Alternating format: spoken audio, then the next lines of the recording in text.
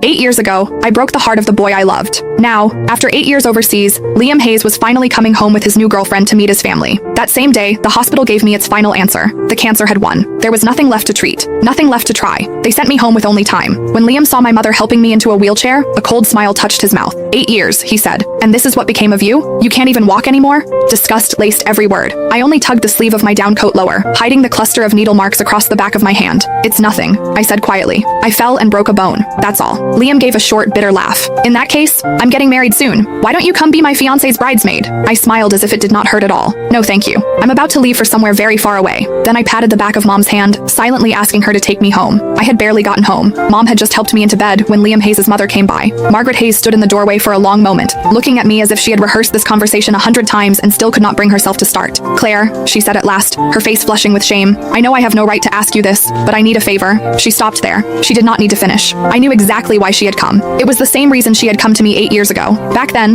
the moment Margaret found out I had cancer, she rushed into my hospital room in almost the same state she was in now. I had not even had time to process the diagnosis. I was terrified, crying so hard I could barely breathe when she dropped to her knees in front of me. Claire, I'm begging you. Please don't drag Liam down with you. He's just been accepted into a program overseas. If he finds out you have cancer, he'll never agree to leave. You and Liam have known each other your whole lives. You've loved each other for so many years. So please, for my sake, let him go. Break up with him. I've arranged everything. I found a boy to help. All you have to do is pretend to kiss him downstairs. Let Liam see it. Make him believe you betrayed him. Then break up with him. That's all. Because of those words, the first thing I did after being diagnosed was not schedule more tests or begin treatment. Instead, I put on the coldest face I could manage, pretended to cheat, forced Liam to hate me, and drove him out of the country without mercy. Sure enough, a second later, Margaret looked at me with guilt in her eyes. Claire, please don't blame me. I had no choice. Liam's girlfriend now was his classmate overseas throughout graduate school and his doctoral program. They're perfect for each other. I really don't want to ruin such a good marriage. You know Liam, he adored you when you were kids. If he finds out the truth about what happened back then, I'm afraid, her voice shook. I'm afraid he'll throw everything away again. So could you stay away from him for a while?